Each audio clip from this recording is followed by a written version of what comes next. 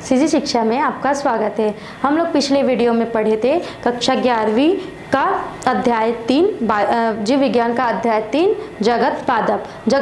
पिछले पुराने वीडियो में हम लोगों ने पढ़ा था टेरिडोफाइटा के सदस्यों में जो डिवीज़न होता है, जो विभक्तिकरण होता है, विभाजन जो होता है उसके बारे में। तो चार जो उनका डिवीज़न होता है उनके बारे में देखा था। आगे देखते हैं हम लोग मॉस और फर्न में अंतर। मॉस जो होता है ये क्या होता है, युग्मोद्भिद होता है। इनमें क्या होता है, मुख्य पादप जो होता है युग्मोद्भिद होता है, मतलब नर गैमेट और मादा गैमेट जो होते हैं वो अलग अलग दिखाई देते हैं। फर्न जो होता है इसमें जो मुख्य पादप होता है वो बीजाणुद्भिद होता है। इसका जो गैमेटोफाइट होता है जड़, तना एवं पत्तियों में विभेदित ना होकर हृदयाकार सुकायवत शरीर वाला प्रोथैलस प्रकार का होता है। ठीक है, इसमें क्या होता है, ये जो होता है गैमेटोफाइट जो होता है वो विभेदित नहीं होता है। इनका जो पादप होता है गैमेटोफाइट वाला, और क्या करता है, ये हृदयाकार सुकायवत शरीर वाला प्रोथैलस होता है। इसका जो गैमेटोफाइट होता है वो मूलाभास, मॉस में जो गैमेटोफाइट होता है वो मूलाभास वाला होता है, सदृश तथा पत्ती सदृश संरचनाओं में बटा रहता है। मॉस जो होता है इसके मादा शाखा तथा जो नर शाखा के शीर्ष हिस्से पर क्या होते हैं, क्रमशः पुधानी और स्त्रीधानी स्थित होते हैं। इनमें क्या होता है, फर्न में विशिष्ट शाखाओं पर पुधानी एवं स्त्रीधानी नहीं बनती है, बल्कि एक ही प्रोथैलस पे दोनों प्रकार के जनन अंग होते हैं। इनमें जो मॉस में जो होता है उसमें मादा शाखा पर मादा और नर शाखा पर नर जो गैमेट होता है, मतलब मादा शाखा पर स्त्रीधानी और नर शाखा पर पुधानी स्थित होता है। लेकिन इनमें क्या होता है, फर्न में इनमें एक ही जो थैलस होता है उसी में दोनों स्थित होता है। मांस का जो बीजाणुद्भिद होता है, पहला होता है कैप्सूल और दूसरा सीटा तथा पाद में विभेदित होता है। ठीक है, ये आपका मॉस और फर्न जो है वो ब्रायोफाइटस के सदस्य हैं। तो हम लोगों ने ब्रायोफाइटा जब देखा था उसमें मॉस और फर्न का अंतर आपको पूछा जा सकता है, इसको आप देखेंगे। तो हम लोग रिपीट करने के लिए देख रहे हैं। तो मांस का जो बीजाणुद्भिद अवस्था होता है वो कैसा होता है, कैप्सूल, सीटा और पाद में विभेदित होता है।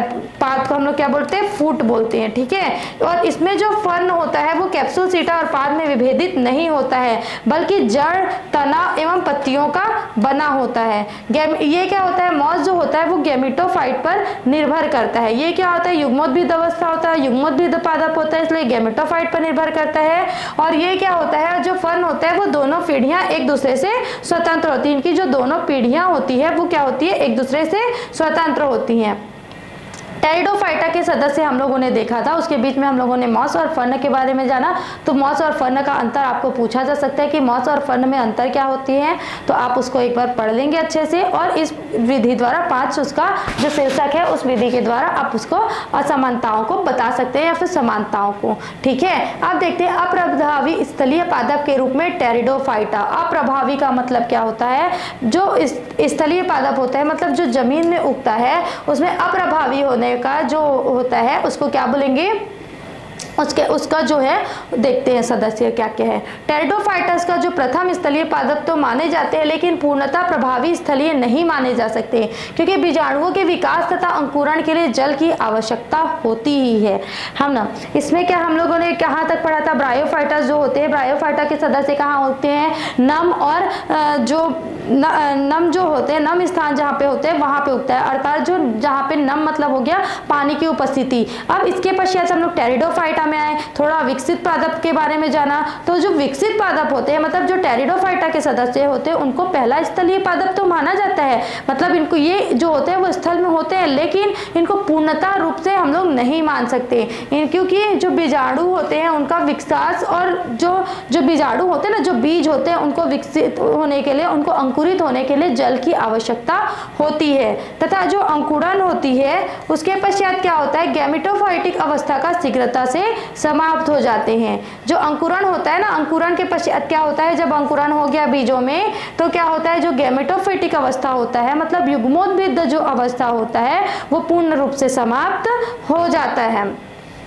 ठीक है, स्थलीय पादप होने के बावजूद निषेचन के लिए पूर्णता क्या पाए जाते हैं, जल पर आश्रित रहना पड़ता है। जब निषेचन की क्रिया होती है उसमें अंकुरण के लिए भी जल की आवश्यकता होती है और निषेचन के लिए भी जल की आवश्यकता होती है। अन्य कारण है जो टेरिडोफाइटस को प्रभावी स्थलीय पादप की श्रेणी में स्थापित नहीं कर सकते। प्रभावी स्थलीय के मतलब क्या होता है, जिसमें पूर्ण रूप से स्थल में ही वो पादप विकसित और विकास करे, वृद्धि करे, उसको पूर्ण प्रभावी स्थलीय पादप बोल सकते हैं। लेकिन जो टेरिडोफाइट्स होते हैं, मतलब जो टेरिडोफाइट्स के जो सदस्य होते हैं वो क्या कहते हैं, उनको जल की भी आवश्यकता होती है। मतलब ये 50-50% होते हैं, ये इनको जल की भी आवश्यकता 50% होती है और 50% सपोर्ट इसको स्थल का भी चाहिए होता है, इसलिए इसको अप्रभावी स्थलीय पादप के रूप में भी बोल सकते हैं। इसको उभयचर पादप भी बोलते हैं। ज्यादातर जो टेरिडोफाइट्स होते हैं, ब्रायोफाइटस की उभयचर पादप भी कहा जाता है, क्योंकि दोनों क्या होते हैं, स्थलीय प्रकृति के तो होते हैं, है ना। हम लोगों ने अभी देखा कि दोनों क्या होते हैं, स्थलीय प्रकृति के होते हैं, लेकिन इनको क्या होता है, लैंगिक जनन के समय या फिर नर युग्मक निषेचन के समय इनको जल की आवश्यकता होती है ना। जल की आवश्यकता क्यों होती है, क्योंकि जो मादा युग्मक होता है वो क्या होता है, जो नर युग्मक होता है निषेचन के लिए मादा युग्मक के पास जाता है, तो जो नर युग्मक होता है उसको तैर कर मादा युग्मक के पास जाना होता है, इसलिए जल की आवश्यकता होती है। तो जीवन चक्र की पूर्णता जो होती है वो स्थलीय एवं जलीय दोनों परिस्थितियों में समान रूप से होती है, इसलिए इनको क्या बोला जाता है, उभयचर पादप भी कहा जाता है, एम्फीबियस प्लांट। किसको, टेरिडोफाइटस और ब्रायोफाइटस के कुछ सदस्यों को। ठीक है, टेरिडोफाइट्स एवं ब्रायोफाइट्स में अंतर देखते हैं।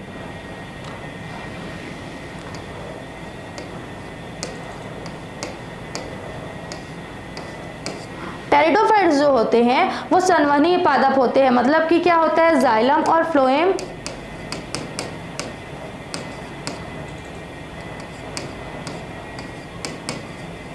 प्रेजेंट होते हैं, इसमें अब्सेंट होते हैं, इसलिए इसको असंवहनीय पादप कहा जाता है। इसका जो पादप काय होता है वो युग्मोद्भिद होता है, मतलब इसमें युग्मकोद्भिद वाली जो अवस्था होती है, युग्मक निर्माण की अवस्था जो होती है वो प्रभावी होती है। इसका जो पादप काय होता है वो बीजाणुद्भिद होता है, मतलब बीजाणु निर्माण की क्रिया होती है।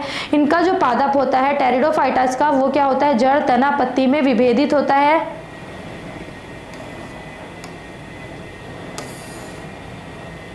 है ना, ब्रायोफाइटस का नहीं होता है।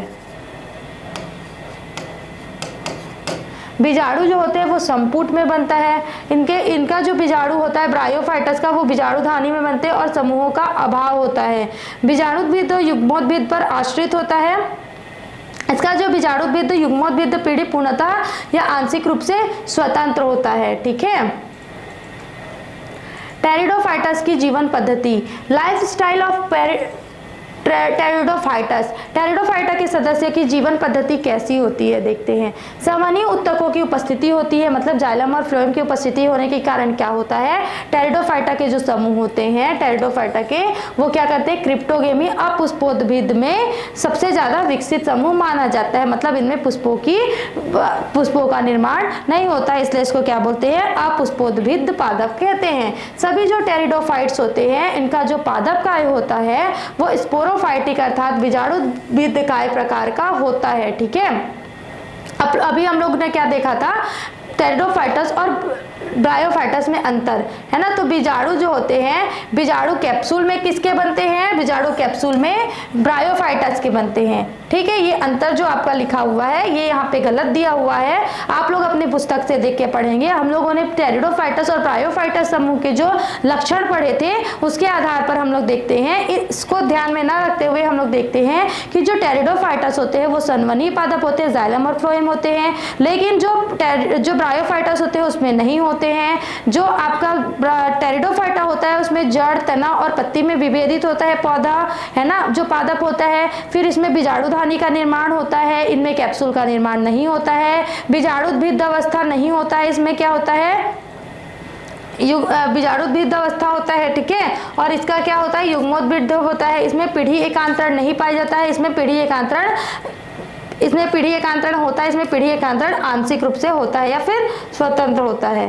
ठीक, इसके लिए आप क्या करेंगे, इसमें से ना देख के उसको आप अपने पाठ्य पुस्तक से देखेंगे या फिर आप जो लक्षण आप लोगों ने ब्रायोफाइटस के और टेरिडोफाइटस के पढ़े हुए हैं उन लक्षणों को आपस में 5-5 या 7-7 जो भी आपके नंबर आए होंगे, जो भी आप मार्क्स के क्वेश्चन पूछे होंगे उस मार्क्स के आधार पर आप लक्षणों को लिख सकते हैं। ठीक है। टेरिडोफाइटस का जो जीवन पद्धति होता है, अभी हम लोग वो पढ़ रहे थे, तो उसमें बताता है कि सनवनी उत्तकों की उपस्थिति होती है, जिसके कारण क्या होता है, क्रिप्टोगेम मतलब अपुष्पोद्भिद सबसे प्रभावी होता है ना।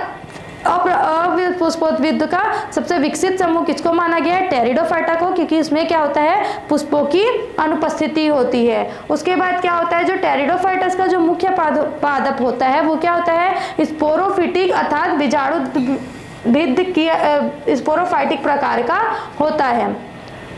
स्पोरोफाइटिक पादप का बीजाणु जो होते हैं उसमें स्पोर्स का निर्माण होता है, बीज का निर्माण होता है। फिर जो बीज होता है वो अंकुरित होकर पूर्ण या आंशिक रूप से स्वतंत्र युग्मोद्भिद अर्थात गैमेटोफाइटिक पीढ़ी का निर्माण करते हैं। जो बीजाणु होता है ना, जो बीज होता है वो अंकुरित जब हो जाता है तो पूर्ण या आंशिक रूप से क्या करते हैं, युग्मोद्भिद या गैमेटोफाइट अवस्था पर पीढ़ी एकांतरण करते हैं। युग्मोद्भिद पर लैंगिक अंग का विकसित होना होता है। युग्मोद्भिद जब अवस्था आता है उसमें क्या होता है, लैंगिक अंग क्या होता है, विकसित होते हैं। लैंगिक अंगों में क्या होते हैं, गैमेट्स बनते हैं। उन गैमेट्स को क्या बोलते हैं, नर गैमेट्स और मादा गैमेट्स बोलते हैं। और वो दोनों गैमेट्स आपस में संलयित होते हैं और जाइगोट का फॉर्मेशन करते हैं, जो कि क्या होता है, स्पोरोफिटिक अपरेढ़ी की प्रथम कोशिका होता है। मतलब युग्मोद्भिद अवस्था के पश्चात क्या होगा, स्पोरोफिटिक अवस्था आएगा, जिसमें नर गैमेट और मादा गैमेट जो बना होता है उसमें संलयन होता है। और संलयन होने के पश्चात क्या होता है, जो प्रथम कोशिका का निर्माण होता है उससे स्पोरोफिटिक पीढ़ी का शुरुआत होता है ना, उसमें पादप का विकास होता है। सभी टेरिडोफाइट्स जो होते हैं वो सुस्पष्ट पीढ़ियों का एकांतरण प्रदर्शन करते हैं। टेरिडोफाइटस में निर्मित होने वाले बीजाणुओं की जो प्रकृति होती है उनके आधार पर उनको दो भागों में बांटा गया है, सम बीजाणु टेरिडोफाइट्स एवं विषम बीजाणु को टेरिडोफाइट्स। सम बीजाणु का मतलब होता है होमोस्पोरिक और विषम बीजाणु का मतलब होता है हेटेरोस्पोरिक। ठीक है, आगे देखते हैं कि सम बीजाणु टेरिडोफाइट्स कैसे होते हैं, क्या होते हैं। इस प्रकार के जो टेरिडोफाइट्स होते हैं वो क्या होते हैं, स्पोरोफाइटिक पादप काय पर बनने वाले सभी बीजाणुधानियों में बनने वाले जो बीजाणु होते हैं वो समान माप के होते हैं। मतलब जितने भी बीजाणु का निर्माण होता है, जितने भी बीजों का निर्माण होता है वो लगभग समान आकार का होता है ना, छोटा और बड़ा नहीं होता है। और ये क्या होते हैं, एक ही प्रकार के होते हैं। और जो बीजाणु अंकुरित होकर क्या करते हैं, युग्मोद्भिद का निर्माण करते हैं। उस पर नर जननांग और मादा जननांग दोनों ही साथ साथ विकसित होते हैं और ये उभयलिंगी लिंगाश्रयी होते हैं। मतलब क्या होता है, उभय लिंगाश्रयी का मतलब क्या होता है, एक साथ विकसित होना नर जननांग और मादा जननांग का। फिर जब लैंगिक जनन होता है, मतलब लैंगिक क्रिया होती है, उसके पश्चात जो निषेचन की क्रिया होती है उसमें क्या होता है, जो जाइगोट होता है उसमें पुनः स्पोरोफाइटिक पीढ़ी की शुरुआत होती है। इसमें स्पोरोफाइटिक, इसमें पहले युग्मोद्भिद का निर्माण हुआ, युग्मोद्भिद से नर जननांग और मादा जननांग बना, नर जननांग और मादा जननांग के संलयन की प्रक्रिया हुई और संलयन के प्रक्रिया के पश्चात क्या होता है, जाइगोट का निर्माण होता है। फिर जाइगोट से पुनः स्पोरोफाइटिक अवस्था का क्या होता है, पीढ़ी की शुरुआत होती है। उदाहरण के लिए लाइकोपोडियम, इक्विप्सिडम, ड्रायोप्टेरिस, टेरिस, एंडिएंटम आदि। इनको किनके आधार पर, बीजाणु अवस्था के आधार पर बांटा गया। दो बीजाणुद्भिद अवस्था होता है, सम बीजाणुद्भिद टेरिडोफाइट्स और विषम बीजाणुद्भिद। अभी हम लोग देख रहे थे सम बीजाणुद्भिद टेरिडोफाइट्स। इसमें देखते हैं क्या होता है, बीजाणुद्भिद देखो, बीज हो गया, पहला दो अवस्थाएं होती है, बीज हो गया, बीज से क्या होता है, युग्मोद्भिद पौधा का निर्माण होता है, जिसमें क्या होता है, नर जननांग और मादा जननांग का विकसित होते हैं अलग अलग। फिर साथ साथ ही क्या होता है, नर युग्मक और मादा युग्मक विकसित होते हैं और नर युग्मक और मादा युग्मक में संलयन के पश्चात जाइगोट का निर्माण होता है। जाइगोट से भ्रूण का निर्माण होता है। फिर जो भ्रूण होता है उसमें क्या होता है, बीजाणुद्भिद पौधे का निर्माण होता है और उसके बाद बीजाणुधानी का निर्माण होता है। मतलब इनमें दो अवस्थाएं पाई जाती हैं। फिर दूसरा है आपका विषम बीजाणु टेरिडोफाइट्स। विषम बीजाणु टेरिडोफाइट जो होते हैं उनमें क्या होता है, स्पोरोफिटिक पादप जो होते हैं वो अलग अलग आमाप वाले होते हैं। मतलब बीजाणुओं का निर्माण अलग अलग बीजाणुधानी में होता है।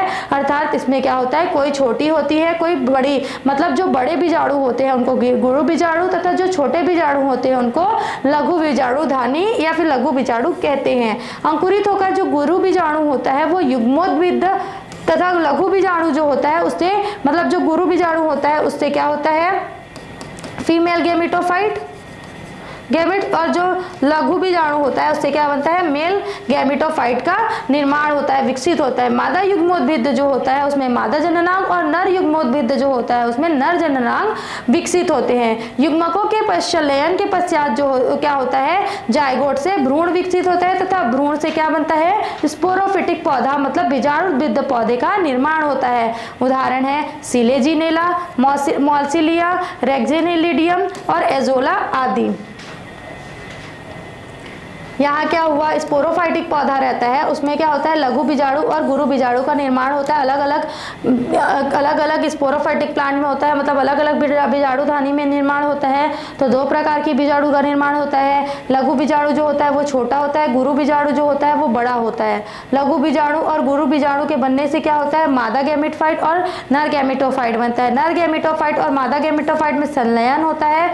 जब नर युग्मक और मादा युग्मक होता है उनमें संलयन होता है, फर्टिलाइजेशन के पश्चात जायगोट का निर्माण होता है और जायगोट के निर्माण से क्या बनता है, भ्रूण का निर्माण होता है। भ्रूण जो होता है, बीज जो होता है, वो एम्ब्रायो जो होता है वो जर्मिनेट होता है, अंकुरण होता है और अंकुरण के पश्चात क्या बना लेता है, स्पोरोफाइटिक प्लांट बना लेता है।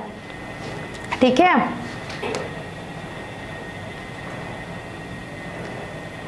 इनका उपस्थिति और वास स्थान क्या होता है। इसका सबसे छोटा क्लब जो होता है वो मास होता है। यह शीतोष्ण तथा उष्ण कटिबंधीय क्षेत्रों में मैदानी एवं पहाड़ी हिस्सों में पाया जाता है। ठीक है, ये कहाँ पे पाया जाता है, मैदानी और पहाड़ी हिस्सों में पाया जाता है। विश्व में इसकी जो कितनी प्रजातियां पाई जाती है, 700 प्रजातियां जातियां हैं जो जानी जाती है, जिसमें से 70 भारत में खोजी जा चुकी हैं। सिलेजिनेला को पुरुष जीवक पौधा कहते हैं, क्योंकि सिलेजिनेला जो होता है वो शुष्क पौधों को जब जल में डुबो कर रखा जाता है तब ये खुलकर ताजे दिखाई देने लगते हैं, है ना। रिसर्क्शन प्लांट कहा जाता है। रिसर्क्शन मतलब क्या होता है, जब ये पानी सक करता है मतलब पानी को चूसता है तो क्या होता है, ये फिर से ताजा दिखाई देने लगता है। कौन सा, सिलेजिनेला का जो शुष्क पौधा होता है वो, है ना। सिलेजिनेला क्राउसियाना जो होता है और सिलेजिनेला क्राइसोकोलस, सिलेजिनेला मोनोस्पोरा, सिलेजिनेला बाइफॉर्मिस आदि प्रमुख जातियां हैं सिलेजिनेला की। इसकी जो पत्तियां होती है वो लिग्यूल युक्त होती हैं, है ना। इसका जो पादप काय होता है वो बीजाणुबद्ध होता है। बीजाणुबद्ध मतलब स्पोरोफिटिक अवस्था में होता है और जड़, तना और पत्तियों में राइजोफोर में भिन्नित होता है। जो पत्तियां होती है वो बीजाणु पर्ण एवं लिग्यूल उपस्थित होता है, इसलिए इसका क्या होता है, मूल जड़ जो होता है वो लघु निर्वाही शॉर्ट लिव्ड होता है। मूल जड़ जो होता है वो क्या होता है, अल्प समय के बाद नष्ट हो जाता है। उसके स्थान पर अपस्थानिक जड़ें निकलती है, जहां पर तना द्विशाखित होता है वहां से पर्णरहित रंगहीन दीर्घाकृत बेलनाकार संरचना नीचे की ओर वृद्धि करती है। देखो कहाँ से, जहाँ देखो ये तना आ गया, फिर जब दो भाग में विभाजित होता है तो जो नीचे का भाग मतलब जो दो भाग में विभाजित होता है वहां से क्या होता है, पर्णरिम रहित मतलब क्लोरोफिल नहीं पाया जाता। दूसरा बोल रहा है कि रंगहीन दीर्घाकृत बेलनाकार संरचना नीचे की ओर विकसित होती है, इस प्रकार की।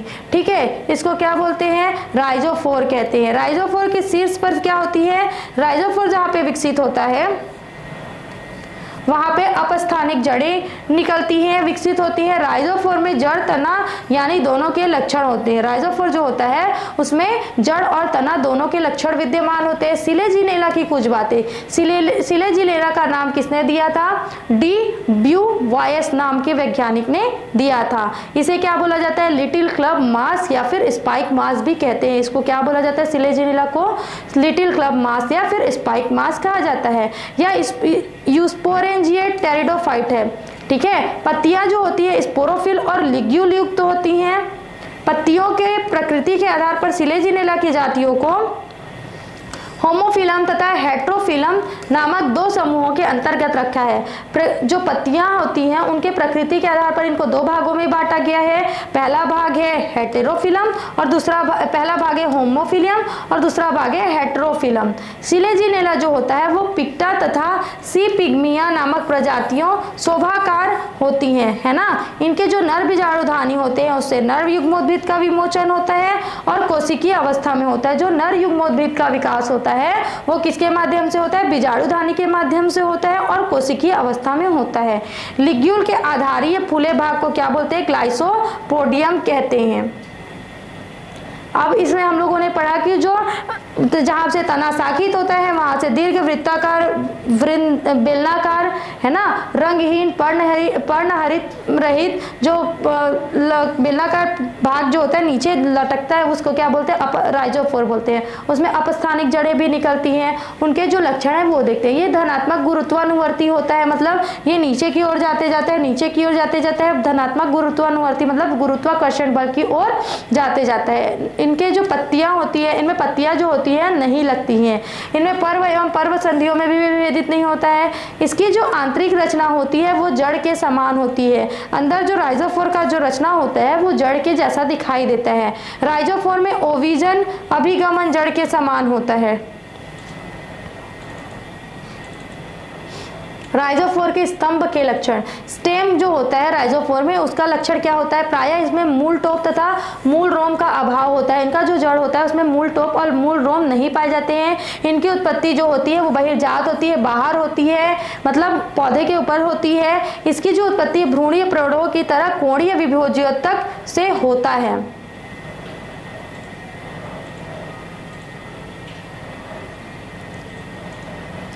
राइजोफोर के इस तरह के समन्वित लक्षण के आधार पर बावर और गिवेल नामक वैज्ञानिक जो थे उन्होंने बताया उनके मध्य प्रकृति का अंग यानी आर्गन ऑफ सुई जेनेरिस माना जाता है। उनको मध्य प्रकृति का अंग माना जाता है, जिसको क्या बोला है उसने, ऑर्गन ऑफ सुई जेनेरिस। सिलेजिनेलिया में पीढ़ी एकांतरण पाया जाता है। सिलेजिनेला का मुख्य पादप जो होता है वो बीजाणुद्भिद होता है। मुख्य पादप कैसा होता है, स्पोरोफिटिक होता है। इनमें दो प्रकार के बीजाणु बनते हैं, लघु बीजाणु छोटा होता है, गुरु बीजाणु बड़ा होता है। लघु बीजाणु नर जननांग होता है, गुरु बीजाणु मादा जननांग होता है। इसमें क्या होता है, इनके बीच संयोजन के फलस्वरूप क्या होता है, जाइगोट का निर्माण होता है। जाइगोट से भ्रूण का निर्माण होता है, भ्रूण में अंकुरण होता है ना। फिर क्या होता है, स्पोरोफाइट पादप बन जाता है, जिससे क्या होता है उसके पश्चात स्पोरोफाइट का समाप्त हो जाना हो। बीजाणु मातृ कोशिका 2n में अर्धसूत्री विभाजन से होता है। गैमेटोफिटिक पीढ़ी का आरंभ बीजाणुओं से होता है जो कि युग्मकों के बनने से निषेचन के पूर्व यानी युग्मकों के बनने से पहले तक चलता है। आगे के टॉपिक्स के लिए आप सीजी शिक्षा में जुड़े रहिए। धन्यवाद।